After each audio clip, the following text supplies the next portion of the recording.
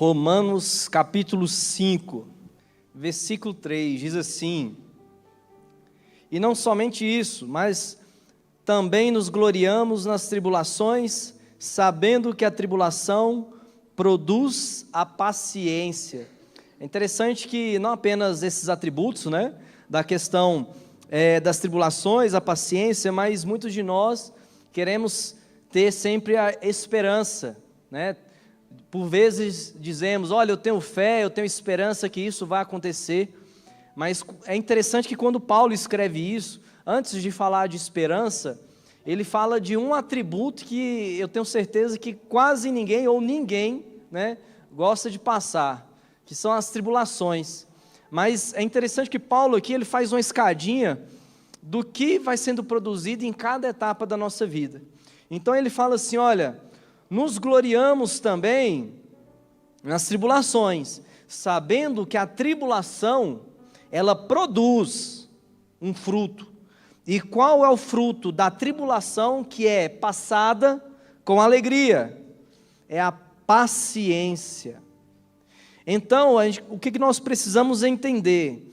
Não é que gostemos dos momentos ruins, não devemos desejar momentos ruins, mas quando eles acontecerem, o apóstolo Paulo incentiva que os filhos de Deus passem por essas tribulações gloriando, entendendo que apesar de muitas vezes de situações de desespero, precisamos olhar para o Senhor e nos alegrarmos na presença dEle. E parece uma coisa muito estranha, porque como sentir alegria em um momento de caos, né? Como olhar e falar assim, Senhor, eu estou feliz. E eu acredito que quando Paulo fala isso, é transcender a um sorriso muitas vezes falso. O que o apóstolo está fazendo aqui, ainda que essas coisas aconteçam, é de entender que no Senhor, o nosso coração encontra o contentamento. E quando essa tribulação é passada olhando para Cristo Jesus, ela produz um fruto da verdadeira paciência. E a paciência, ela não é a apatia, momento de calma, estou tranquilo, não. É de saber que, ainda que dentro do seu coração esteja, né, tenha um turbilhão de sentimentos, é de saber que Deus não perdeu o controle da sua vida. Então, não é sentir coisas muitas vezes ruins, mas é de entender que o Senhor está tomando conta de tudo. E é interessante que a paciência, ela também produz um fruto. E o fruto da paciência diz aqui no versículo 4, e a paciência, a experiência, e a experiência, a esperança. Então a esperança vai além daquele momento assim, eu creio, eu tenho fé, mas é a exata convicção de que Deus não perdeu o controle da nossa vida. É a certeza, a convicção plena que ainda que algo de bom não aconteça, que nada acontece sem que o Senhor esteja ali ao seu lado. E o versículo 5 diz assim, e a esperança não traz confusão, porquanto o amor de Deus está derramado em nosso coração pelo Espírito Santo que nos foi dado. Então, muitas vezes, né, a escola da nossa vida e a transformação do nosso caráter, ela começa com uma tribulação. Não que Deus age, né, somente nos momentos difíceis, mas muitas coisas em nós são tratadas, e dentro desse tratamento, inclusive, às vezes em momentos que nós nos encontramos de uma forma infantil, eu falo, como Paulo fala, olha, eu poderia vir aqui com algo mais sólido, mas vocês estão parecendo muitas vezes, né, como criança. E nessa tribulação, ela tem esse fruto de produzir em nós crentes maduros, que não apenas passam por aquilo, mas têm a convicção de que Deus está ali. E essa escola da tribulação não pode produzir, muitas vezes em nós, um certo dissabor, rancor, raiva, a tribulação, ela precisa produzir um bom fruto. Se ela está produzindo raiva, rancor, é porque o problema não está no que Deus ensinou, mas como nós muitas vezes enxergamos aqueles momentos de dificuldade. Então, as tribulações, elas produzem bons frutos, e muitas vezes dói, nos espreme, revela o que precisamos melhorar, ou a quem nós precisamos, né, apegar, onde está verdadeiramente a nossa confiança. E como exemplo dessa transformação, eu gostaria de ler em Gênesis 37. A história de José, muito conhecida. Então, Gênesis capítulo 37. Diz assim: E Jacó habitou na terra das peregrinações de seu pai, na terra de Canaã. Estas são as gerações de Jacó. Sendo José 17 anos, apacentava as ovelhas com seus irmãos. E estava este jovem com os filhos de Bila e com os filhos de Zilpa, mulheres de seu pai, e José trazia uma má fama deles a seu pai. Israel amava José mais do que todos os filhos, porque era filho da sua velhice, e fez-lhe uma túnica de várias cores. Vendo, pois, seus irmãos, que seu pai o amava mais do que a todos os irmãos, aborreceram-no, e não podiam falar com ele pacificamente, para ganharmos um certo tempo.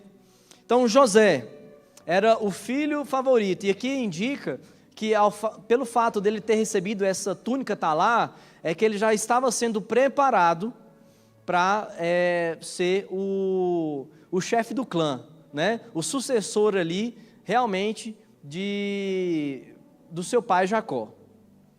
Tanto é que, posteriormente, né, nos versículos seguintes, ele tem 2 sonhos, que é o Senhor revelando que, de fato, ele teria essa primazia dentre os irmãos. Claro que, em uma sociedade antiga como essa, nós temos um problema, porque era um dos filhos caçulas, recebendo o cargo de liderança dos irmãos. E a gente sabe que esse era um ofício, geralmente, realizado pelo primogênito. E apesar de Deus já preparar ali José para exercer essa liderança, ele não estava apto a exercer essa liderança. Não apenas por característica da própria adolescência dele, mas também porque seu pai ainda estava vivo. E de um momento ele começa a falar assim: olha, eu tive um sonho. Então piora, né, a situação ali, e os seus irmãos acabam ficando mais enciumados ainda. Mas o Senhor já havia, né, não apenas o Senhor, mas o próprio pai de José já tinha o escolhido para ser líder da sua família. E Deus sabe por que ele escolhe, como ele escolhe e quando ele coloca cada coisa no seu devido lugar. Apesar desse chamado, digamos assim, né, trazendo mais aqui para nós, Deus via em José muitas coisas que precisavam ser melhoradas, assim como nós hoje, ainda que sejamos aqui 70 anos, com certeza ainda teremos coisas a serem tratadas e trabalhadas pelo Senhor. Mas antes mesmo de chegar no ápice, né, na sua potência, como líder ali da sua família, Deus tinha outros planos. E é interessante que a ótica de Deus nesse momento, quando ele recebe uma roupa, né, que simbolizava honra, foi justamente essa roupa que provou para o seu pai que o seu filho estava morto.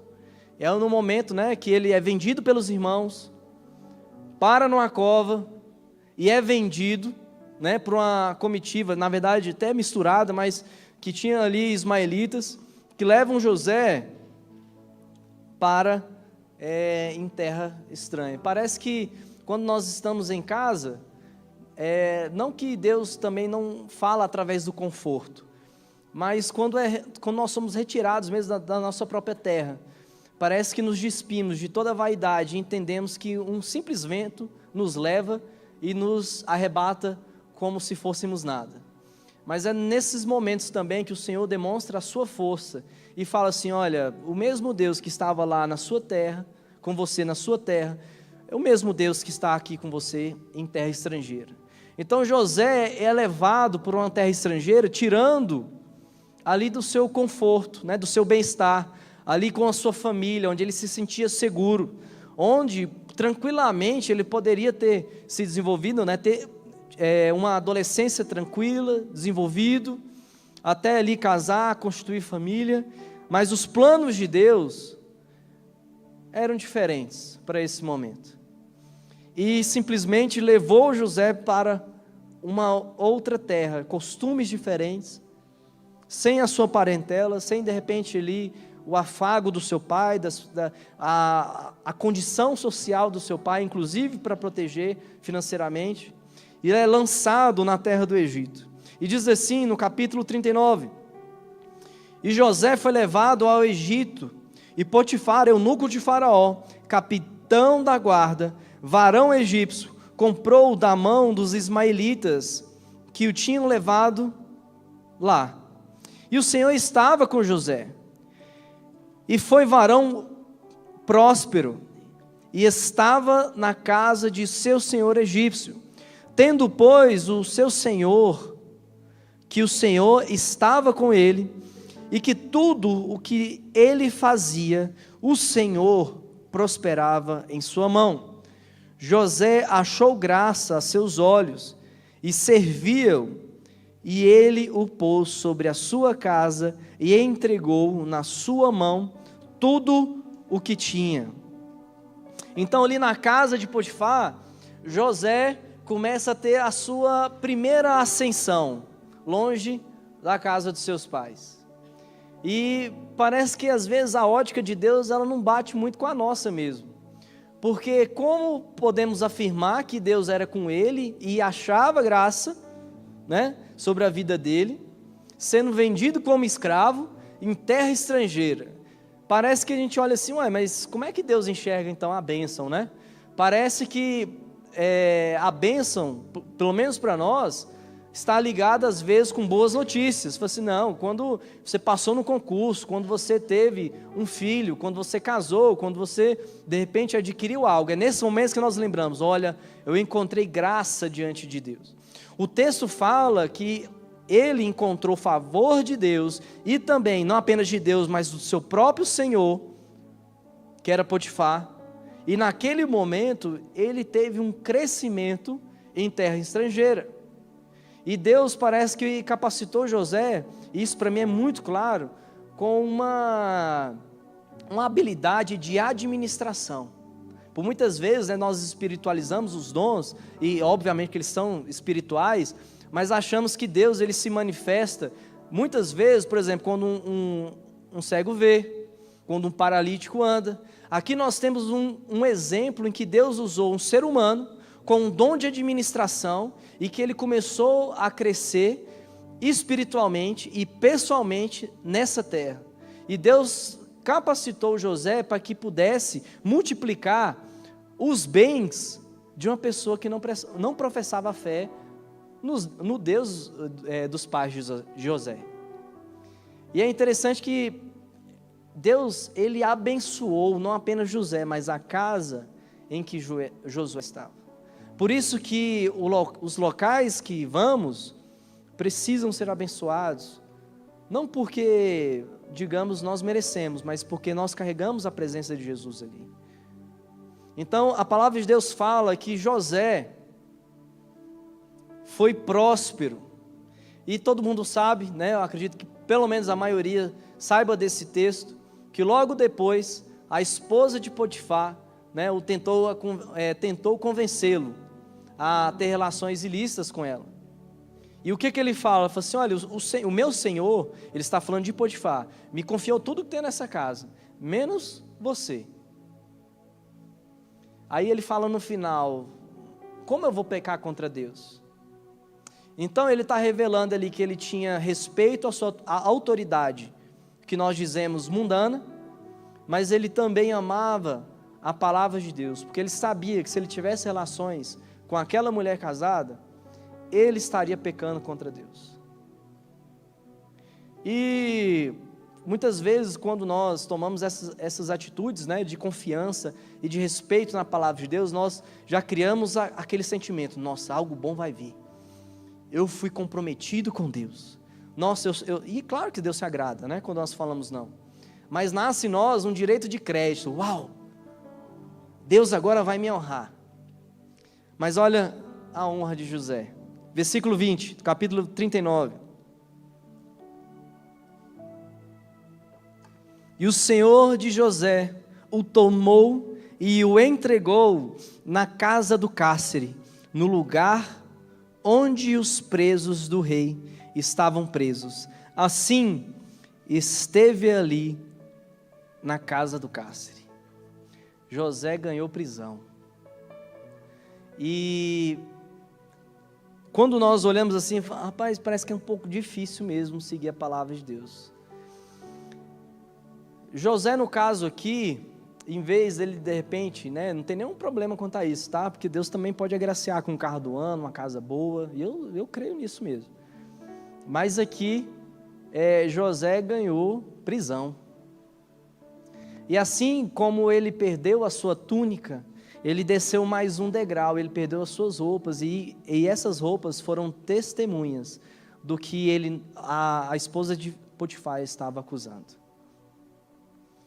E José, sendo obediente ao pai, sendo obediente a Deus, cada vez mais ele descia de tudo aquilo que ele conquistava. É porque Deus, talvez para o nosso conceito, tem uma péssima mania de tratar os seus filhos. Mas Deus não via José como um prisioneiro. Deus não via José como um filho mimado do seu pai Jacó. Deus via José como governador. Só que antes de ser governador, ele precisava ter um coração de um líder, um coração de um servo, um coração literalmente de um filho de Deus. Sabe por quê? Filhos de Deus, sendo governadores ou não, causarão impacto onde irem. Não é a túnica, embora a simbologia ali, ela é importante, mas não é a túnica que dá autoridade, mas é a esperança em Deus. É a livre convicção de que Deus não perdeu o controle da nossa vida de suas mãos. Então, o que testemunharia ali a favor, e é o que muitas vezes nós temos que, aliás, todas as vezes nós temos que buscar, é o testemunho que o Senhor dá sobre as nossas vidas. E continua aqui no versículo 21. O Senhor, porém, estava com José, e estendeu sobre ele a sua benignidade, e deu-lhe graça aos olhos do carcereiro mor. Mais uma vez a Bíblia fala que Deus estava com ele, e ele se achou favorável, não apenas para o carcereiro, uma liderança terrena, mas também ele achou graça diante do Senhor. Às vezes parece que nós mais reclamamos de portas que o Senhor abriu, do que entendemos sim, Senhor, obrigado. Obrigado porque o Senhor mandou, e muitas vezes nesse lugar difícil. E parece que nessas circunstâncias, nasce em nós mais um incentivo a murmurar, do que propriamente falarmos sim, Senhor, obrigado. Obrigado que apesar dessa cela, o Senhor está comigo. E o que eu quero comunicar aos irmãos hoje, é que não apenas precisa nascer em nós uma maturidade, mas quando estivermos passando por tribulações, assim como Paulo fala, precisamos nos gloriar. E apesar de ter um lapso temporal aqui gigantesco, José entendia o que era passar nesses momentos, gloriando a Deus. É claro que o capítulo 40, e nós vamos ler, revela também a tristeza dele. Mas antes de chegar lá, diz assim o versículo 23. E o carcereiro mor não teve cuidado de nenhuma coisa que estava na mão dele, porquanto o Senhor estava com ele, e tudo o que ele fazia, o Senhor prosperava. Crente, filho de Deus, tem uma boa mania de prosperar em locais áridos, em deserto, onde não tem água. Filho de Deus tem a convicção de que o Senhor vai prover de alguma forma. E muitas vezes nós imaginamos a vida como uma empresa, né? Olha, eu tenho que ter boas decisões para ter um bom lucro. Claro que nós precisamos ter. Mas o nosso olhar também, além dessas boas decisões, é inteiramente ligado à fé. A saber que naquele deserto vai ter água. Ah, mas não tem. Vai. Deus não está mandando. Deus não está direcionando para aquilo. Então confia. Ah, mas eu não vejo solução para esse negócio. Mas Deus tem. Deus sabe de todas as coisas. O local da prisão não definia Josué como um prisioneiro. Apesar ali, né, do crachá prisioneiro, ele estava livre em Deus. Porque ele estava sendo obediente à palavra de Deus. E apesar da taxação ali da sociedade, ele sabia que se ele cumprisse e amasse a palavra de Deus acima de todas as coisas, para Deus, ele teria um selo de filiação, e não daquilo que as pessoas estavam enxergando. Porque ele entendia que quem falaria quem ele era a voz de Deus. Então Josué, ainda, né, muito jovem, ele tem os seus conflitos internos. E olha o que diz aqui no versículo 40. E aconteceu depois dessas coisas, que pecaram o copeiro do rei do Egito e o padeiro contra o seu senhor, o rei do Egito. E indignou-se Faraó muito contra os seus eunucos, contra o copeiro Mor e contra o padeiro Mor, e entregou-os à prisão na casa do capitão da guarda, na casa do cárcere, no lugar onde José estava preso. E o capitão da guarda pôs-lo a cargo de José, para que o servisse, e estiveram muitos dias na prisão. José estava servindo uma pessoa, dentre os dois, um era criminoso. José estava servindo gente ruim, gente eticamente inferior a ele, mas ele entendia que ele estava ali a serviço do reino, apesar que ele clamava e ele pediu para que Deus o livrasse dali, que aquelas pessoas lembrassem disso, mas ele falou, mas ele tinha a convicção, e o texto vai falar depois, né, eu vou ler ainda, mas isso vai sendo tratado, porque ele estava sendo fiel, mas ele estava agora servindo gente da pior espécie, pessoas que estavam ali presas, por motivos claros. Parece que quando nós cumprimos a palavra de Deus, nós nos achamos muitas vezes, eticamente, né? Embora tenhamos que ser mesmo, mas parece que nós, falamos assim, uau, eu sou melhor do que essa sociedade. Será que nós somos tão bons ou aquilo que está em nós é o que deve brilhar de fato? É o que o texto, Mateus fala, que brilha a vossa luz, mas que vejam a quem? O Senhor. E como falar isso para José? Falei Josué agorinha, né? José. Como falar isso para José? Falei assim, brilha lá na prisão então, José. Brilha lá. É fácil brilhar aqui fora, né? Mas brilha lá dentro. Mostra quem é o Senhor.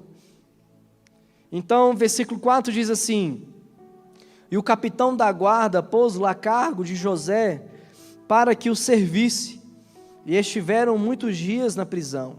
E ambos sonharam um sonho, cada um o seu sonho, na mesma noite, cada um conforme a interpretação do seu sonho. O copeiro e o padeiro do rei do Egito, que estavam presos na casa do cárcere. E veio José a eles pela manhã e olhou para eles, e eis que estavam turbados. Então perguntou aos eunucos de Faraó, que com ele estavam no cárcere, da casa de seu senhor, dizendo: por que estão hoje tristes o vosso semblante? Filho de Deus, apesar das suas circunstâncias, ele tem a capacidade de enxergar a dor do outro também. Ele poderia estar ali, assim, olha, murmurando, assim, olha, Deus me esqueceu nesse lugar aqui, nessa prisão. Ô trem difícil. Mas é interessante que José, além de se olhar, ele olha aquelas pessoas que estavam tristes, ele fala assim: por que o semblante de vocês está decaído? Por que você está triste? Uma característica de um filho de Deus é se compadecer com o outro, ainda que naquele momento esteja sendo injustiçado ou passando por um momento de infelicidade. Ele olha com o outro e olha com amor. Ele tem a capacidade de olhar além de si, de saber que o Deus que está sobre ele naquele momento também pode estar sobre aquela pessoa que está triste. Então versículo 8: e eles lhe disseram: temos sonhado um sonho e ninguém há que o interprete. E José disse-lhes: não são de Deus as interpretações? Contai-mo, peço-vos. Então contou o copeiro Mor o seu sonho a José e disse-lhe: eis que em meu sonho havia uma vide diante da minha face, e na vide 3 sarmentos, e ela estava como que brotando, a sua flor saía, e os seus cachos amadureciam em uvas, e o copo de Faraó estava na minha mão, e eu tomava as uvas e as espremia no copo de Faraó, e dava o copo na mão de Faraó.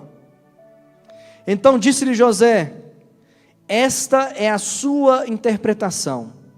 Os 3 sarmentos são 3 dias. Dentro ainda 3 dias, Faraó levantará a tua cabeça e te restaurará o teu estado, e darás o copo de Faraó na sua mão, conforme o costume antigo, quando eras seu copeiro. Porém, lembra-te de mim quando te for bem, e rogo-te que uses comigo de compaixão, e que faças menção de mim. E Faraó, faz-me sair desta casa. Então José, ele interpreta o sonho do funcionário de Faraó. E como ele viu que foi uma boa interpretação, ele falou assim: olha, entrega meu currículo para Faraó, né? Fala de mim, faça menção, para que ele saiba quem sou eu. E olha que diz o 15: porque de fato fui roubado da terra dos hebreus, e tão pouco aqui nada tenho feito, para que me pusessem nessas covas. Eu falei durante essa narrativa algumas características boas de José, mas apesar dessas características boas, algumas coisas ali dentro do coração precisavam ser curadas. Ele falou, olha, senso de justiça pessoal, né? Olha, eu fui roubado da minha terra e ainda não fiz nada para merecer estar aqui. Ele ainda estava olhando muito para si, e não é uma forma não é justificável aquele sentimento. Fala assim: olha, faça menção a Faraó sobre a minha pessoa, eu estou sendo injustiçado, o que está acontecendo comigo é terrível, eu não mereço estar aqui. Aqui nós temos, né, um senso de vitimismo, de uma certa forma, justifica, gente. Quem de nós não ficaria triste nessa situação? Quem de nós não falaria assim: Senhor, por que eu fiz para merecer isso? Eu vou na tua casa, eu dou dízimo, eu cumpro a sua palavra, por que essas coisas ainda acontecem? E o que nós queremos muitas vezes é arrancar aquela situação com a mão, sabendo nós que o Senhor pode fazer isso. Mas Ele prefere que os filhos não apenas tenham aquela bênção, mas sejam maduros também para recebê-la. Então, parece que em um primeiro momento que Deus esqueceu José naquela prisão, né? Mas ele entregou o currículo ali para o copeiro. O que ele poderia, né, de repente ter conseguido ali com aquele currículo? E o padeiro, né, vou me adiantando aqui, o padeiro teve um fim diferente, né? Ele morreu, José interpretou o sonho dele. Olha o que diz aqui no versículo 23. O copeiro mor, porém, não se lembrou dele. Antes se esqueceu. Eu gosto daquele salmo, né? Pode o filho esquecer, a mãe esquecer o seu filho, mas o Senhor, Senhor, não. E diz aqui no 41, e aconteceu que, ao fim de 2 anos inteiros, Faraó sonhou, e eis que estava em pé junto ao rio. Então, José, obediente aos pais, é vendido. Josué honra o Senhor e honra Potifar, é preso. José manifesta o reino de Deus, fala que as interpretações pertencem ao Senhor. O que ele ganha? Esquecimento. Passa mais 2 anos em cana. Parece que eu falo assim, rapaz, já viu o Joseph Klimber lá, né? Só acontece coisa ruim. Vai acontecer. E é só ladeira, só coisas ruins. Mas olha o que diz aqui, no capítulo 45. Então, Faraó sonha, o copeiro lembra de que José interpretou o sonho dele, fala para Faraó, ele interpreta o sonho de Faraó. E o que Faraó faz? Olha, existe alguém mais sábio que ele? O que acontece com José? Ele recebe um selo, um anel do quê? Um anel como governador. Olha o que ele fala aqui no capítulo 45, quando ele se dá a ser conhecido, né? Para seus irmãos. Capítulo 45, versículo 4. E disse José a seus irmãos: peço-vos, chegai-vos a mim. E chegaram-se. Então disse eles: eu sou José, vosso irmão, a quem vendestes para o Egito. Agora, pois, não vos entristeçais, nem vos pese aos vossos olhos por haverdes vendido para cá, porque para a conservação da vida, Deus me enviou adiante vós. Capítulo 40, eu fui vendido, eu fui posto aqui de forma injusta. Capítulo 45, Deus me enviou adiante vós. Aqueles que passam por essa transformação e amadurecem, entendem que nada foge aos planos de Deus. E quando nós passamos por isso, olhamos e falamos assim: Senhor, apesar de ter doído, eu sei que o Senhor esteve comigo esse tempo todo. Aqui nós já não temos mais um futuro governador e naturalmente infantil pela sua própria idade. Agora nós temos aqui um governador maduro, que reconhece que Deus não perdeu o domínio sobre a vida dele. Então ele não apenas recebeu uma autoridade, agora uma capa, mas agora ele recebeu também uma característica que os filhos de Deus têm: maturidade para governar como um legítimo rei, como um legítimo filho de Deus, sabendo que é usado para que o Senhor possa manifestar a sua palavra naquele lugar. E diz assim no versículo 6, louvor pode vir. O versículo 6 não fala isso não, eu que estou chamando.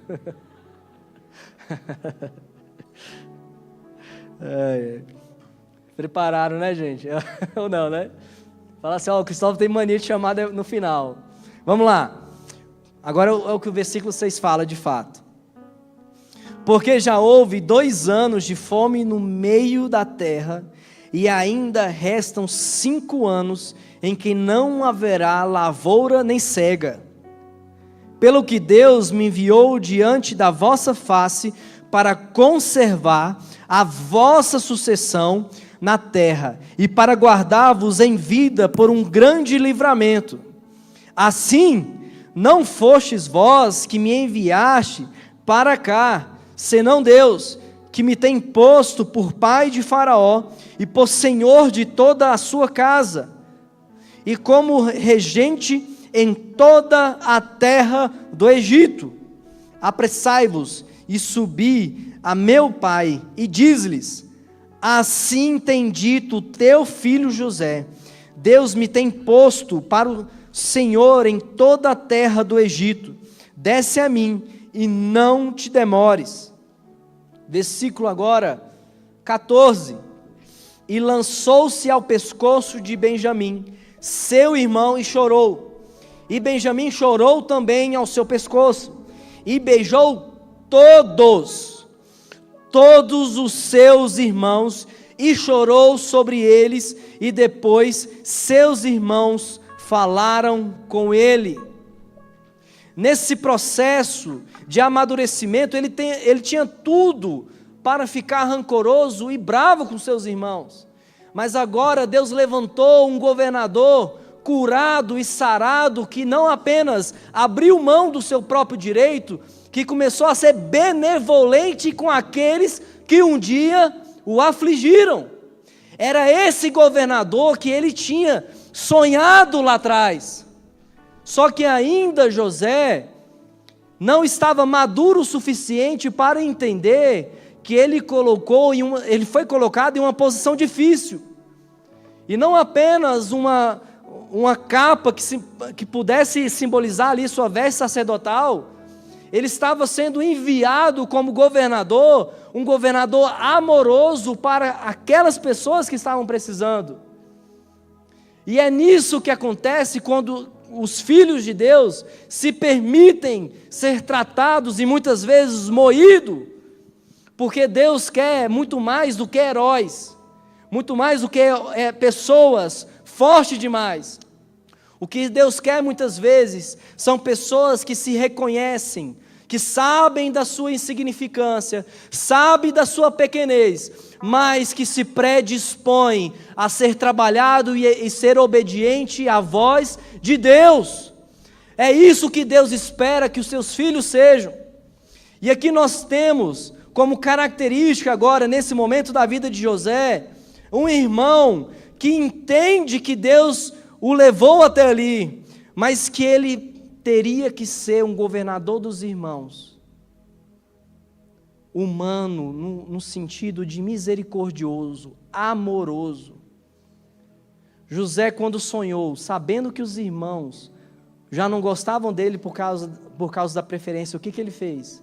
Ele ia lá falar, falou assim: olha, e o que inclusive Jacó fala para ele? Por acaso você vai me dominar e a sua mãe também? Todos nós vamos nos ajoelhar diante de você? Talvez, se José recebesse ali o anel de Faraó naquela época, era bem provável que ele colocaria tudo a perder.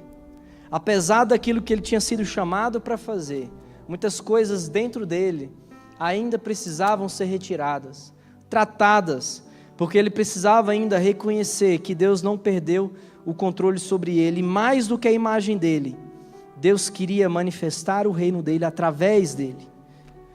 E para encerrar, diz aqui no capítulo 50, versículo 14, depois tornou José para o Egito, ele e os seus irmãos e todos os que com ele subiram a sepultar o seu pai. Depois de haver sepultado o seu pai, vendo então os irmãos de José que o seu pai já estava morto, disseram: porventura nos aborrecerá José e nos pagará certamente todo o mal que lhe fizemos? Portanto, enviaram José dizendo: teu pai mandou antes da sua morte, dizendo: Assim direis a José: perdoa e rogo-te a transgressão dos teus irmãos e o seu pecado, porque te fizeram mal. Agora, pois, rogamos-te que perdoes a transgressão dos servos de Deus, de teu pai. E José chorou quando eles lhe falavam.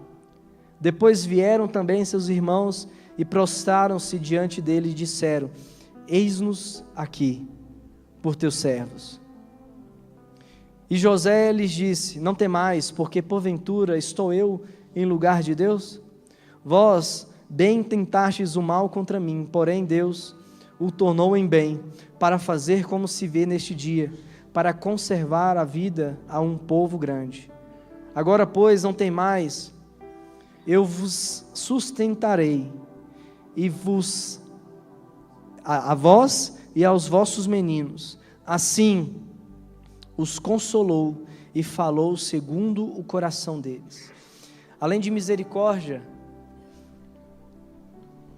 José começou a consolar os seus irmãos. A tribulação tem a capacidade de produzir bons frutos naqueles que se permitem ser trabalhados por Deus. Ele tinha tudo para ser um tirano com os irmãos. Mas Deus chamou um governador servo. Um governador que amava a despeito dos seus próprios sentimentos. Na cabeça dos irmãos, falou assim: rapaz, meu pai morreu, agora ele vai pagar tudo que nós fizemos por ele. O texto fala que ele chorou, emocionado, e falou assim: não, é verdade que vocês tentaram mal contra mim, mas Deus transformou isso no bem. Mas rapidamente ele muda o foco e fala assim: olha, eu vou sustentar não apenas vocês, mas os seus próprios filhos. Alguém misericordioso que estava disposto a amar aqueles que um dia o feriram. Essa capacidade não é nata. Nós não nascemos com a capacidade de amar alguém que nos fere. Muitas vezes a gente não gosta de briga, ficamos em silêncio, mas dentro de nós há uma guerra que fala assim: cadê? Levante a sua voz e o seu senso de justiça. Mas quando o Evangelho entra, quando o Espírito de Deus está sobre nós, ele vai quebrando essas razões até transformar aquele ser em uma bênção para todas aquelas pessoas. Deus queria levantar um homem de Deus, um homem dele, e não um tirano que fosse lá para perseguir. São esses homens e mulheres que Deus espera e quer contar. Pessoas muitas vezes pequenas, fracas, tímidas, mas apesar muitas vezes das suas limitações, dos seus momentos difíceis, são essas pessoas que Deus levanta e fala assim: anuncie a minha palavra, anuncie o meu reino, seja um perfeito exemplo daquilo que está escrito. Não é estar inserido em uma capa gospel, mas é de fato estar ali revestido da mesma capa que Jacó estava colocando no seu filho, uma capa colorida que simbolizava ali uma autoridade, alguém que teria uma autoridade não apenas de mandar fazer alguma coisa, mas uma autoridade espiritual. Deus espera de nós pessoas, muitas vezes com medo, com os joelhos, como o autor de Hebreus fala, um joelho trôpego é batendo um no outro, com medo, mas mesmo assim, não se negam a avançar naquilo que o Senhor tem proposto para que seja realizado. E agora, aproveitando a deixa dos joelhos, por favor, todos de pé.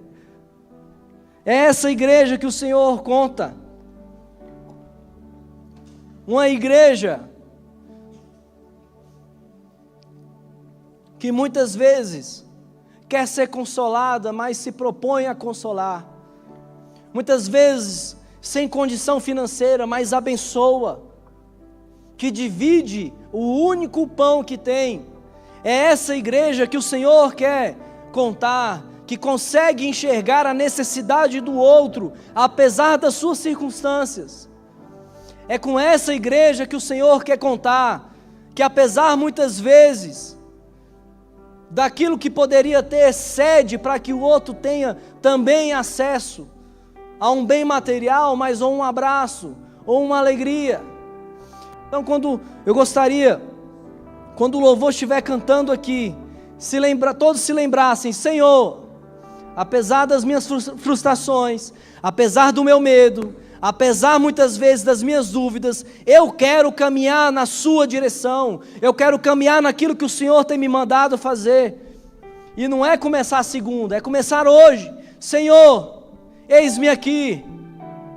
Apesar das dificuldades, apesar muitas vezes da minha murmuração, me ajude agora a ter um coração contente, um coração submisso à tua palavra, que apesar de muitas vezes não receber coisas boas, eu sou contente naquilo que o Senhor tem para me oferecer. É nesse momento que o Senhor vê se estamos dispostos a abrir mão de tudo, para que Ele possa crescer dentro de nós. É com essa igreja que Deus quer contar, com pessoas assim como José, apesar das falhas, melhoraram para aquilo que o Senhor tinha colocado para que fosse feito. É com essas pessoas que o Senhor, com esses filhos, pessoas ousadas, pessoas que amam, que estão dispostas a contribuir a muito mais do que vir, embora seja importante, do que vir a um culto, mas que são proativas, que se mostram disponíveis. Ah, meu Deus, mas eu tenho muita obrigação, eu tenho muita coisa a fazer. Senhor, mesmo assim eu vou. Mesmo assim eu vou. É com essas pessoas que Deus quer contar nas repartições públicas, nos órgãos privados, na escola, na faculdade, dentro de casa. É com essas pessoas que Deus quer contar, pessoas submissas, pessoas que não têm uma dura cerviz, que só agradecem quando boas coisas acontecem, mas se gloriam em Deus no momento da tribulação. Uma igreja cada vez mais compromissada. E eu gostaria que você estivesse orando agora e falasse assim: Senhor, me ajude a ser essa igreja.